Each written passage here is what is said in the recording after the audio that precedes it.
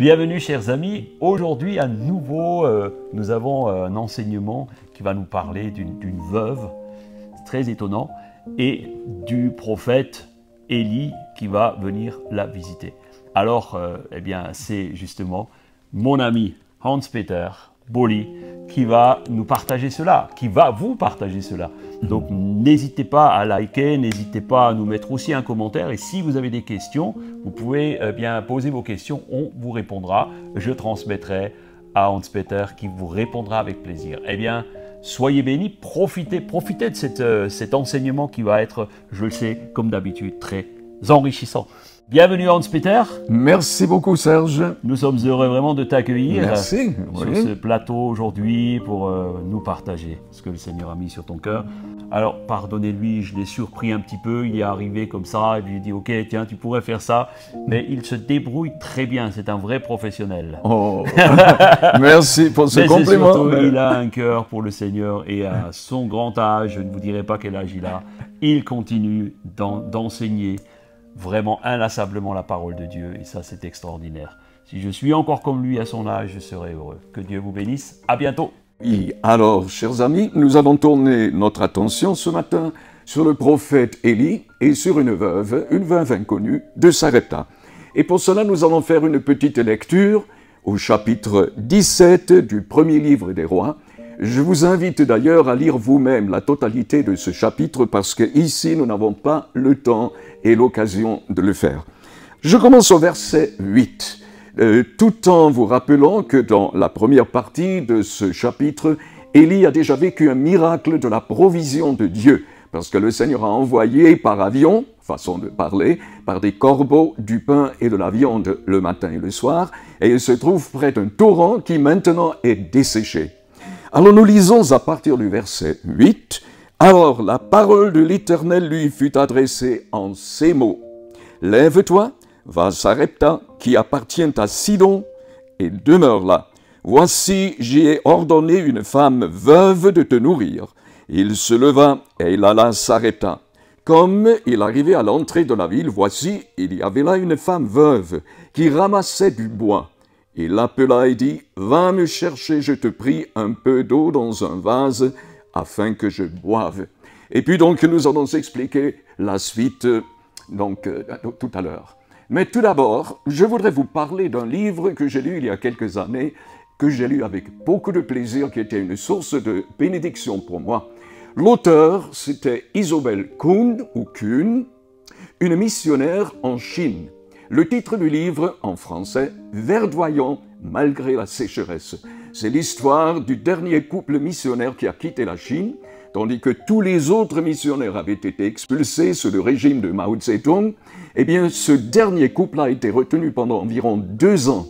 Et ils ont vécu vraiment des choses très difficiles, mais ils sont restés verdoyants malgré la sécheresse. Et ça, c'est aussi l'aventure, c'est l'expérience du prophète Élie.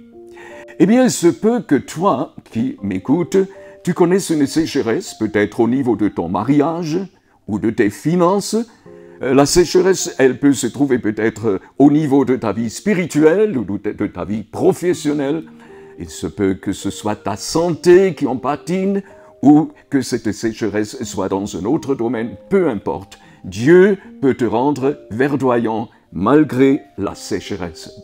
Nous devons cependant juste nous poser une question. Pourquoi cette sécheresse? Pourquoi cette famine? Parce que Dieu n'avait-il pas promis à son peuple un pays où coule le lait et le miel? Maintenant, donc, tout le peuple souffre à cause de cette famine, à cause de cette sécheresse.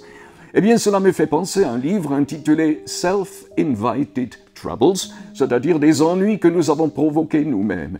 Et nous n'avons pas besoin de chercher longtemps pour connaître la cause de cette sécheresse. C'était à cause du péché du peuple d'Israël.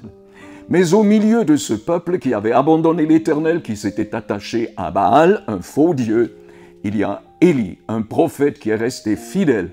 Et quand je regarde la façon dont le Seigneur s'est occupé de son serviteur, alors cela me rappelle un principe que vous pouvez retrouver dans le prophète Malachi, où le Seigneur dit que vous verrez de nouveau la distinction que l'Éternel fera entre celui qui le sert et celui qui ne le sert pas. Personnellement, j'ai vécu cette vérité. Je vois comment Dieu s'intéresse à nous et prend soin de nous quand nous le servons et quand nous l'aimons. Lors de notre mariage, mon épouse et moi, nous avons reçu comme texte de mariage Genèse chapitre 22 et le verset 14, où il est question de Yahvé, Jireh, l'Éternel qui pourvoit. Et pendant toute notre vie de missionnaire, nous avons pu constater, nous avons pu vivre la merveilleuse provision de notre Dieu. Mais quand nous avons l'impression que tout est fini, et donc Élie, il aurait pu avoir cette impression, puisque maintenant le torrent est desséché, parce qu'il n'y a plus de pluie, les corbeaux ne sont plus là, alors donc il aurait pu désespérer, rien de cela. Je me souviens d'une phrase qu'une amie m'a envoyée il y a quelque temps. Cette phrase dit « Ne mets pas un point dans ta vie là où Dieu a mis seulement une virgule ». C'est magnifique, ne trouvez-vous pas? Ne mets pas un point dans ta vie là où Dieu a mis seulement une virgule. Eh bien, Élie, il vit cette virgule, parce que maintenant ils reçoivent de nouvelles directives. Et ces directives, cependant, nous laissent un peu perplexes, parce que le Seigneur, il dit qu'il a préparé une veuve pour lui. Il n'a pas envoyé vers Lilian Bettencourt, la milliardaire, il envoie son serviteur vers une veuve. Et je voudrais juste insister sur quelques points par rapport à cet envoi. Tout d'abord, elle habite Sarepta, près de Sidon, c'est-à-dire ce n'est plus Israël, c'est le territoire païen. Alors, pourquoi cela? Parce que le Seigneur, il veut montrer qu'il n'est pas un petit Dieu juste pour quelques tribus sémites, il est le Dieu de toute la terre. Il peut œuvrer et opérer des miracles non seulement sur la terre d'Israël, mais aussi en dehors de ce territoire. Dans un deuxième temps, c'est également, donc Sarepta, c'était le siège du culte Baal, le culte de la pluie. Et par là, le Seigneur il a voulu montrer que c'est lui qui décide quand la pluie va tomber et quand la pluie va cesser. Il est le Dieu de toutes choses. Alors, et puis nous devons encore insister sur le fait qu'ici dans cette histoire, le Seigneur fait rencontrer deux personnes qui ont chacune ce que l'autre n'a pas. Élie avait le Dieu d'Israël, Yahvé, le Tout-Puissant, l'unique vrai Dieu. La veuve, elle avait un peu d'huile et un peu de farine. Et quand vous mettez les choses ensemble, eh bien vous avez le miracle. Alors, la Bible nous parle d'Élie qui arrive donc à Sarepta et demande à cette veuve un peu à boire, ce qui n'était pas encore un problème pour elle, mais il ne s'arrête pas là parce que nous lisons « Et elle alla en chercher, il l'appela de nouveau et dit « Apporte-moi, je te prie, un morceau de pain dans ta main. » Et elle répondit, « L'Éternel, ton Dieu, est vivant. Je n'ai rien de cuit, je n'ai qu'une poignée de farine dans un pot et un peu d'huile dans une cruche, et voici, je ramasse 2 morceaux de bois. Puis je rentrerai et je préparerai cela pour moi et pour mon fils. Nous mangerons, après quoi nous mourrons. » Autrement dit, les perspectives de cette veuve étaient absolument sombres. Et c'est là où Élie intervient. Et il commence par une parole magnifique, il dit « Ne crains point ».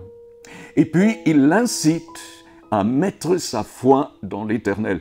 Il a une parole prophétique pour elle, une promesse. C'est-à-dire que si elle fait ce que lui demande, de lui préparer d'abord un gâteau, que par la suite, eh bien, l'huile et la farine ne diminueront point.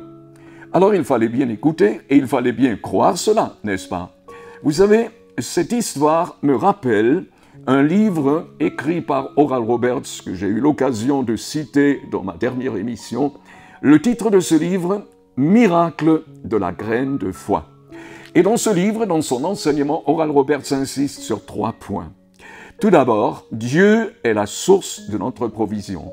Ce n'est pas notre patron, ce n'est pas la sécurité sociale, ce n'est pas la CAF, ce n'est pas je ne sais pas qui, c'est Dieu qui est la source de notre provision. J'ai dû apprendre cela, je l'ai appris, je le vis au quotidien. Dieu est ma source de ma provision. Et je voudrais t'encourager, cher ami, à mettre en Dieu ta confiance, à faire de lui la source de ta provision. Le deuxième point, c'est que si tu veux moissonner, il faut tout d'abord semer. Et donc, c'est ce que la veuve devait faire. Elle devait d'abord préparer un gâteau pour le serviteur de Dieu. Entre parenthèses, je voudrais souligner que ce n'était pas par égoïsme ou par voracité qu'Élie a demandé de recevoir en premier un gâteau. Je crois qu'il était le représentant de Dieu et qu'en temps, il avait droit aux prémices. Alors, il faut d'abord semer pour moissonner. Elle devait d'abord préparer ce gâteau, c'était la semence, pour pouvoir par la suite moissonner. Et le troisième point, c'est « attends un miracle ». Et, chers amis, c'est exactement donc ce qui s'est passé. Elle a mis sa foi dans la parole prophétique d'Élie. Autrement dit, elle a cru que Dieu peut pourvoir à ses besoins. Elle a fait de l'Éternel, de Yahvé, sa source de provision. Donc, elle est rentrée, elle a préparé ce gâteau pour Élie, après quoi elle a vécu le miracle. Donc, elle a semé d'abord et par la suite, elle a vécu le miracle. Autrement dit, l'huile dans la cruche, la farine dans le pot n'ont pas diminué. Vous savez, le miracle au fond, c'est que ce n'est pas que tout à coup elle avait des kilos et des kilos de farine et des litres d'huile. C'était tout simplement, chaque fois, l'huile s'est renouvelée, la farine s'est renouvelée. Et ainsi, elle, son fils et Élie, ils ont pu vivre le miracle, vivre la provision de Dieu, parce qu'ils ont vécu ainsi pendant des semaines et des semaines, jusqu'à ce que la pluie tombe de nouveau et que l'on puisse de nouveau semer et moissonner. En ce matin, je voudrais tout simplement vous encourager à mettre votre foi et votre confiance dans le Dieu d'Élie, qui est notre Dieu, et il peut faire des miracles, donc identiques aussi pour vous. Je voudrais terminer ce partage par une prière spécialement pour vous qui vivez actuellement un besoin, peut-être surtout un besoin d'ordre matériel ou financier. Seigneur, nous voulons te remercier pour ta parole. Tu nous dis dans les Saintes Écritures que tout ce qui a été écrit d'avance l'a été pour notre instruction.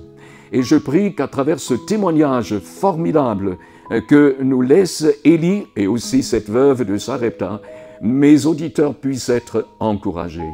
Je prie pour chacun d'eux qui vit actuellement un besoin quelconque, que ce soit d'ordre matériel, financier, que ce soit au niveau de sa santé ou autre, peut-être un problème conjugal. Nous prions, Seigneur, pour que tu interviennes et que tu manifestes ta grâce et ta toute-puissance en faveur de mes amis, au nom de Jésus-Christ. Amen. Soyez bénis et demeurez bénis au nom de Jésus-Christ.